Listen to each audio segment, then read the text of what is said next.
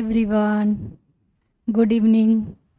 आज मैं फिर लेकर आई हूँ बिहार पुलिस के मोस्ट इम्पॉर्टेंट क्वेश्चन। ठीक है, तो बिना टाइम वेस्ट किए चलिए स्टार्ट करते हैं क्वेश्चन नंबर 1 से। ठीक है, तो क्वेश्चन नंबर 1 है, भारतीय संविधान में कुल कितने अनुच्छेद हैं और वो भी संविधान लागू होने के समय। भारतीय संविधान में कुल कितने अनुच्छेद थे जब संविधान को लागू किया गया था? कब लागू किया गया था? तो 26 जनवरी 1950 को। 26 जनवरी 1950 को।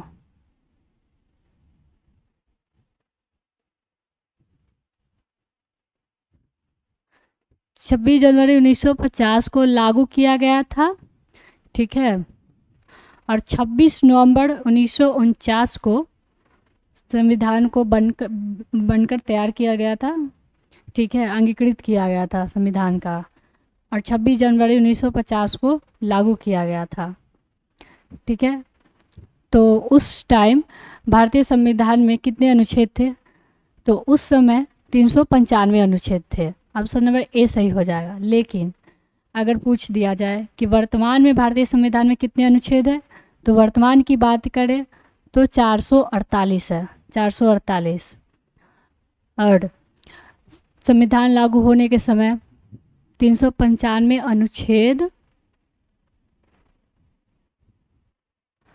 और अनुसूची की बात करें तो 8 अनुसूचियाँ थी।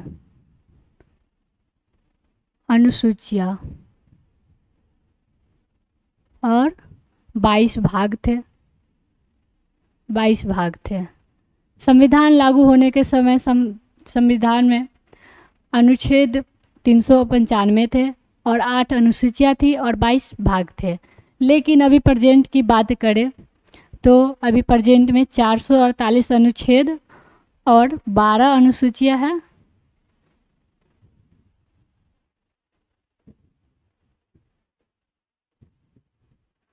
और 25 भाग है।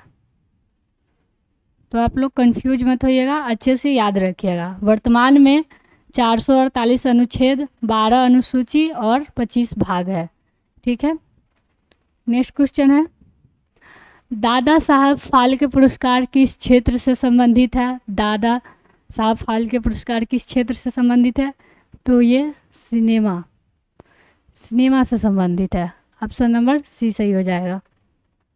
नेक्स्ट क्वेश्चन है, भारत की सबसे लंबी नदी कौन सी है? भारत की सबसे लंबी नदी कौन सी है? तो वो है गंगा नदी। ऑप्शन नंबर बी सही होगा, गंगा नदी, जिसकी लंबाई है 2525 किलोमीटर। 25 से 25 किलोमीटर।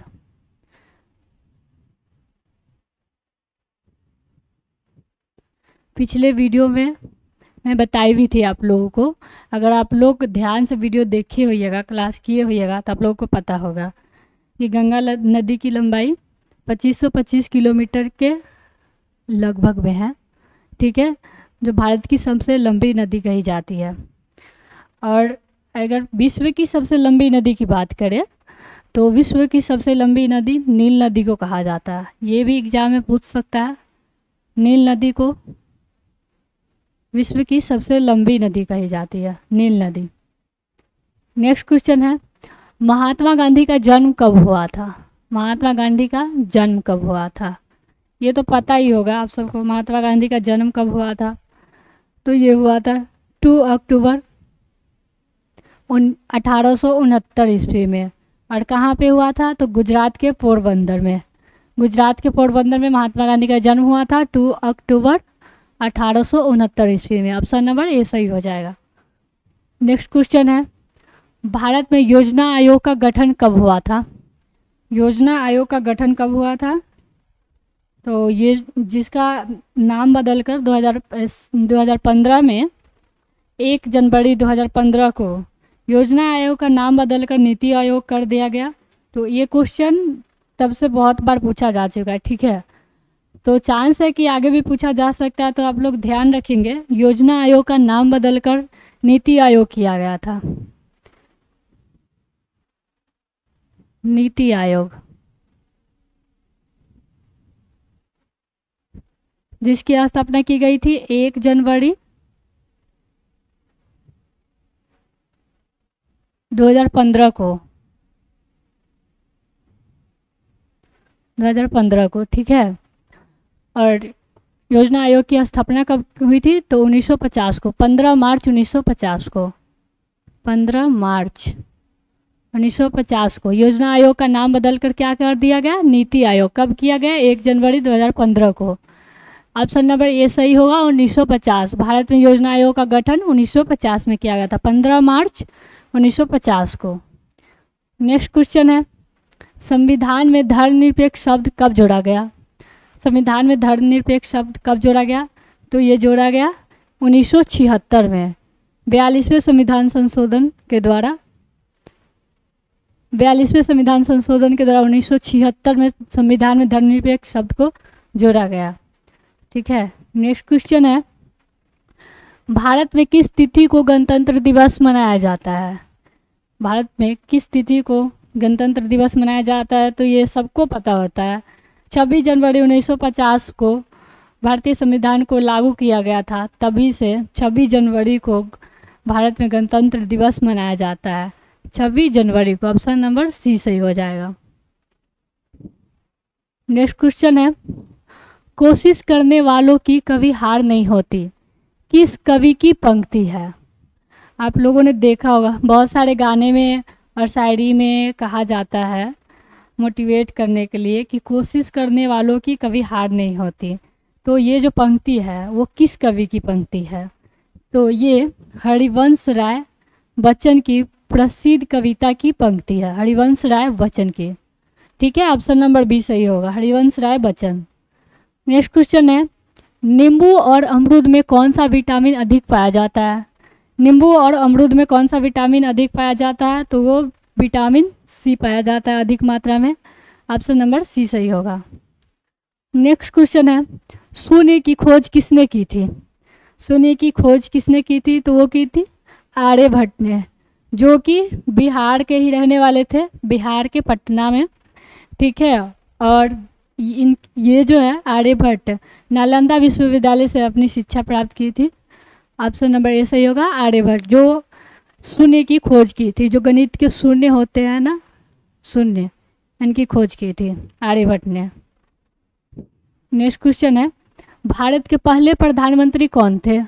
भारत के पहले प्रधानमंत्री कौन थे? तो ये पिछले वीडियो में बता चुके हैं भारत के पहले प्रधानमंत्री कौन थे, पता होगा आप लोगों को। भारत के पहले प्रधानमंत्री जवाहरलाल नेहरू थे। ऑप्शन नंबर सी सही हो जाएगा, जवाहरलाल नेहरू।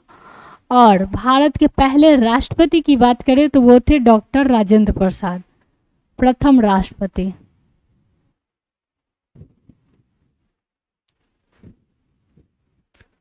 ये भारत के प्रथम राष्ट्रपति थे डॉक्टर राजेंद्र प्रसाद, और भारत के प्रथम प्रधानमंत्री थे जवाहरलाल नेहरू, ठीक है। ऑप्शन नंबर सी सही हो जाएगा। नेक्स्ट क्वेश्चन है, इंकलाब जिंदाबाद का नारा किसने दिया था? इंकलाब जिंदाबाद का नारा किसने दिया था? तो ये दिए थे भगत सिंह ने, भगत सिंह ने दिए थे। ऑप्शन नंबर ए सही हो जाएगा, इंकलाब जिंदाबाद का नारा भगत सिंह ने दिए थे। और सुभाष चंद्र बोस ने किसकी नारा दी थी, कौन सी नारा दी थी ये? तो ये दी थी, तुम मुझे खून दो मैं तुम्हें आज़ादी दूंगा। तो मुझे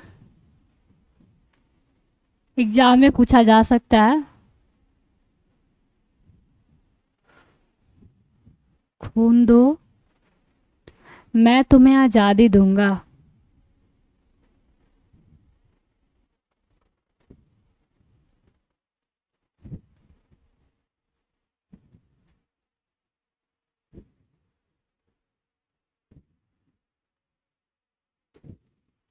सुभाष चंद्र बोस ने कौन सी नारा दी थी? तो तुम मुझे खून दो मैं तुम्हें आज़ादी दूंगा। और सुभाष चंद्र बोस ने आज़ाद हिंद फौज की स्थापना की थी। ये भी एग्जाम में आ सकता है और पूछा भी जाता है कि आज़ाद हिंद फौज की स्थापना किसने की थी? आज़ाद हिंद फौज, तो ये सुभाष चंद्र बोस जी ने की थी आज़ाद हिंद फौज की स्थापना, ठीक है। और इंकलाब जिंदाबाद का नारा किसने दिया था? तो ये भगत सिंह ने दिए थे, ठीक है। नेक्स्ट क्वेश्चन है, रामचरितमानस किसने लिखी है? रामचरितमानस किसने लिखी है? रामचरितमानस तो ये तुलसीदास ने लिखी है, तुलसीदास ने। ऑप्शन नंबर बी सही हो जाएगा। आप लोग शायद 12th के बुक में पढ़े होइएगा, रामचरितमानस की एक कविता है जो तुलसीदास ने लिखी थी, जो बहुत अच्छी कविता है। ठीक है। नेक्स्ट क्वेश्चन है, मानव शरीर में सबसे बड़ी ग्रंथि कौन सी होती है?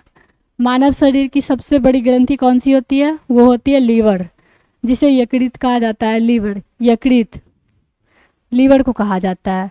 मानव शरीर की ये सबसे बड़ी ग्रंथि होती है। और अगर सबसे छोटी ग्रंथि की बात करें तो होता है पिलियन, छोटी ग्रंथि।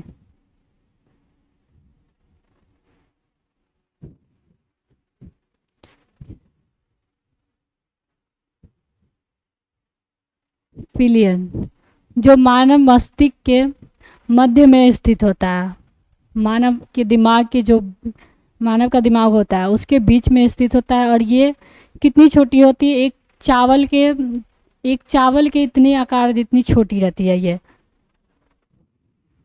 पिलियन ग्रंथि। नेक्स्ट क्वेश्चन है, वायुमंडल में सबसे अधिक मात्रा में कौन सी गैस होती है? वायुमंडल में सबसे अधिक मात्रा में कौन सी गैस होती है?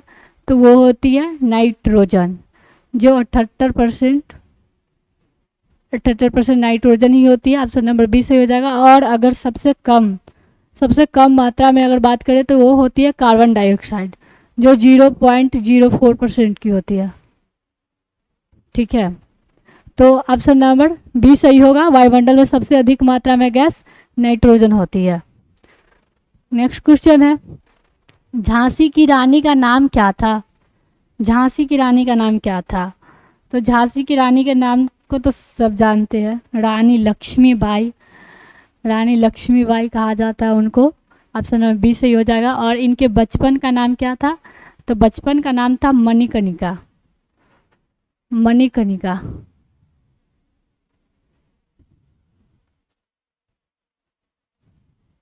मणिकर्णिका इनकी बचपन का नाम था, रानी लक्ष्मीबाई, झांसी की रानी। विश्व जल दिवस कब मनाया जाता है? विश्व जल दिवस कब मनाया जाता है? तो ये मनाया जाता है 22 मार्च को। ऑप्शन नंबर बी सही होगा। 22 मार्च को विश्व जल दिवस मनाया जाता है। और 5 जून को क्या मनाया जाता है? 5 जून को, ये पिछले वीडियो में हम बताए थे आप सबको, तो आप लोग इसका आंसर कमेंट में दीजिएगा, 5 जून को क्या मनाया जाता है। ठीक है। नेक्स्ट क्वेश्चन है, भारत का राष्ट्रीय गान किसने लिखा? भारत का जो राष्ट्रगान है वो जनगण मन, वो किसने लिखा? जनगण मन।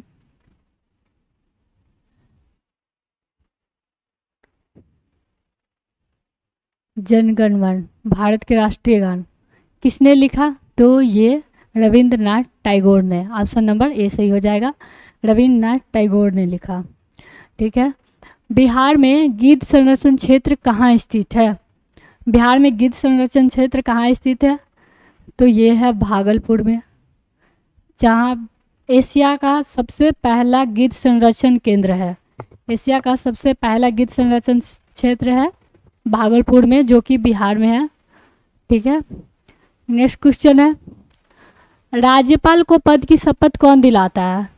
राज्यपाल को पद की शपथ कौन दिलाता है? तो ये उच्च न्यायालय का मुख्य न्यायाधीश, उच्च न्यायालय का मुख्य न्यायाधीश राज्यपाल को पद की शपथ दिलाता है। ऑप्शन नंबर सी सही हो जाएगा। लेकिन अगर वहीं पे कहा जाए कि राष्ट्रपति को पद का शपथ कौन दिलाता है, राष्ट्रपति को, तो ये सर्वोच्च न्यायालय के सर्वोच्च